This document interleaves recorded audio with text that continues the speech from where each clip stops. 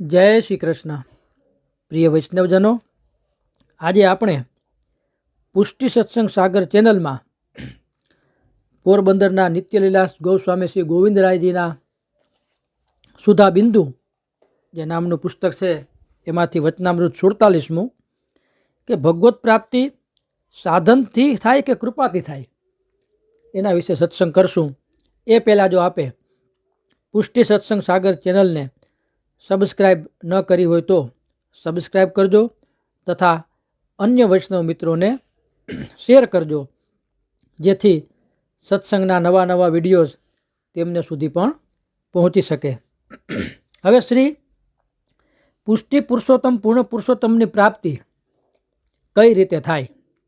સાધનથી થાય કે કૃપાથી થાય? જો એમ કહો કે સાધન વિના કેમ થાય, સાધનો કરવાથી જ થાય, તો પ્રભુ સ્વયં સ્વમુખથી સાધનો દ્વારા પોતાની પ્રાપ્તિનો નિષેધ કરે છે. શ્રીમદ ભગવદ્ ગીતાના 11મા અધ્યાયમાં 53મા શ્લોકમાં વિશ્વરૂપ દર્શન યોગમાં પ્રભુ સ્વયં આજ્ઞા કરે છે કે ના અહમ વેદેન તપસા ન દાનેન ચેજ્જયા શક્ય એવં વિધ્યો દૃષ્ટમ દ્રષ્ટવાનસી મામ યથા. જેમ તે પુષ્ટિ મર્યાદા ભક્ત અર્જુન, જે અર્જુનને ગીતાનું જ્ઞાન આપતા હતા, તો અર્જુન જે હતા એ પુષ્ટિ મર્યાદા ભક્ત હતા. શક્ય ભક્તિથી એવમ વિદ્ય મામ દ્રષ્ટવાનસી, મને પૂર્ણ સ્વરૂપ શ્રી કૃષ્ણને સાક્ષાત જોયો છે, તે કૃપાથી શક્ય છે. કૃપા વગર આ તને જે દર્શન કરાવ્યા થાય નહીં. તેમ વેદે હે ન શક્ય, વેદો ઉપનિષદના સ્વાધ્યાયો ઋષિમુનિઓ સત્રો દ્વારા કરે છે, તેથી શક્ય નથી. એમ કરવાથી મારા નામ રૂપ ગુણનું જ્ઞાન થાય એ એનું ફળ છે, મારી પ્રાપ્તિ થાય નહીં. ન દાને ન શક્ય, દાનથી પણ શક્ય નથી. કોઈ પણ પ્રકારના દાનના ઘણા પ્રકાર દાનના બતાવ્યા, પણ એમાં કોઈ પણ પ્રકારથી દાનથી પણ મારું આ સ્વરૂપ કે આ દર્શન શક્ય નથી. એ સાથે સાત્વિકા ભેદેન ત્રિવિધ પણ છે. જુદા જુદા દાનોનું જુદું જુદું ફળ હોય, તેની પ્રાપ્તિ થાય, મારી પ્રાપ્તિ થતી નથી. ન તેજ્જયા, યજ્ઞોથી પણ મારી પ્રાપ્તિ નથી. યજ્ઞો ત્રિવિધ છે, સકામ નિષ્કામ ભેદથી દ્વિવિધ, તેમ શ્રોત અને સ્માર્ત એ ભેદના દ્વિવિધ, તેના ફળ છે. અંતઃકરણની શુદ્ધિ, સ્વર્ગ મોક્ષની પ્રાપ્તિ વગેરે, પણ મારી પ્રાપ્તિ નહીં. લોકયાત્રા માટે યજ્ઞ દાનમ તપ કર્મ પાવાની મનીષિણામ, યજ્ઞ દાન તપ આ ત્રણેય પવિત્ર કરનારા કાર્યો કર્મો અવશ્ય કર્તવ્યત્વે સ્થાપેલા છે, પણ તે બધાથી મારી પ્રાપ્તિ થતી નથી. આમ સાધનોના નિષેધ મુખેન કૃપાથી જ પ્રાપ્ત છું એમ સ્પષ્ટ થયું. પૂર્ણ પુરુષોત્તમનું સ્વમુખેન પ્રતિપદોક્ત વિધાન જોવું હોય તો ગીતાજીના 8મા અધ્યાયમાં અક્ષર બ્રહ્મ યોગના 22મા શ્લોકમાં મળે છે. પુરુષ સપર પાર્થમ ભક્તયા લભ્યસ્તનન્વન્યાતા, એ પરમ બ્રહ્મ પુરુષોત્તમ અનન્ય એવી ભક્તિથી જ પ્રાપ્ત થાય છે. આ શ્રીમદ ભગવદ્ ગીતામાં અર્જુનને સ્પષ્ટ પ્રભુ આજ્ઞા કરે છે, અન્ય સાધનથી નહીં.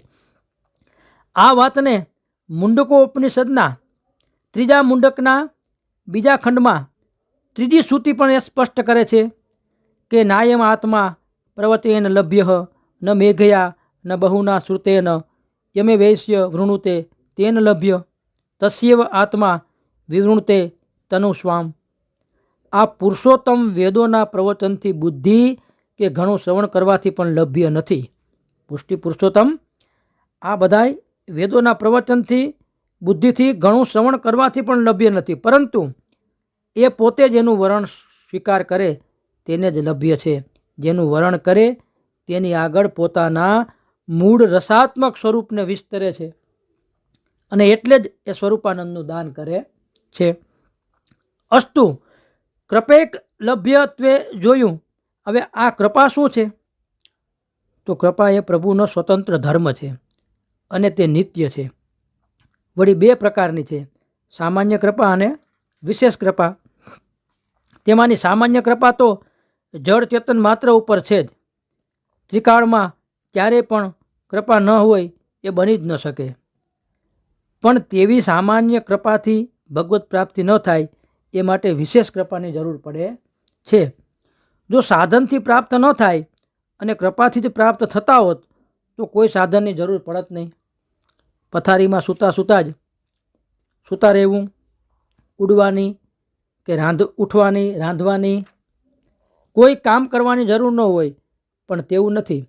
ભગવત પ્રાપ્ત્યા અર્થ કોઈ સાધનો નકામા છે તે તદર્થ સાધનો કરવા નિષેધ છે. પરંતુ પ્રભુ આપણા પર કૃપા કરે તે માટે આપણામાં યોગ્યતા, પાત્રતા તો લાવવી જોઈએ. એ પાત્રતાને માટે કંઈક પણ તો કરવું પડે ને. અન્યથા કૃપા કેમ થાય? આ યોગ્યતા એટલે અનન્ય ભક્તિ, દીનતા અને તનુજા વિતજાપૂર્વક સેવા અને સદા ભગવત સન્મુખતા. આ યોગ્યતા લાવવા માટેના પગથિયા છે. એક સમ્રાટ રાજાને ઘેરે પુત્ર જન્મની ખુશાલીમાં દૂધનું તળાવ ભરાવીને જાહેરાત કરાવી દીધી રાજાએ કે આવતીકાલ સવારથી રાતના 12 સુધી જેને જેટલું દૂધ લેવું હોય તે પોતપોતાના પાત્ર લાવે અને દૂધ જેટલું જોઈએ એટલું આ તળાવમાંથી લઈ જાય. સૌ બધા આવવા લાગ્યા. જેની પાસે જેવા પાત્ર હતા, કોઈ મોટા હાંડા, કોઈ મોટી ગાગર, બેડા, કોઈ લોટા, કોઈ પાસે ગરીબ માણસો પાસે નાની ટબુડી હતી. પણ ઘણા પાસે એવા લોકો પણ હતા કે એની પાસે કાંઈ પાત્ર જ ન હતું. તેથી તેઓ દૂધથી વંચિત રહ્યા. આમ રાજારૂપી, અહીં દાખલો કે રાજાએ પ્રભુ માનવાના, આમ રાજારૂપી પ્રભુએ દૂધરૂપી ફળ આપવાની કૃપા કરી છે.